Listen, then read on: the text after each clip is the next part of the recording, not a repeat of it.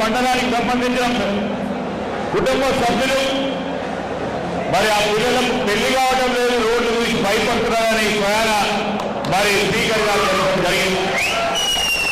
ఇవన్నీ చూడండి మంత్రి గారు, మీరు తప్పకుండా నిధులు ఇప్పించాలి, నిధులు ఇచ్చి తీరాలని మరి వారు ఆర్ఎండ్బి మంత్రి గారికి ఆదేశించడం కూడా జరిగింది.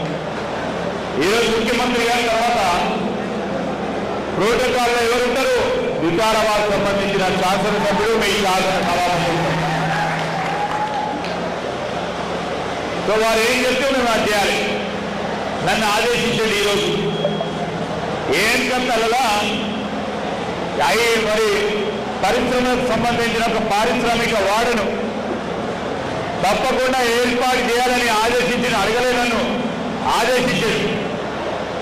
మేము కింద పడి మీద పడి దాని పూర్తి స్థాయిలో ఉన్న మొత్తం కొన్ని ఇబ్బందులను కూడా పరిష్కారం చేసి వారు చెప్పినట్టు ఈరోజు మా ప్రాంత వాసులకు ఉపాధి కల్పించాలి, ఉద్యోగాలు రావాలి, ఇక్కడ పెట్టుబడులు రావాలి.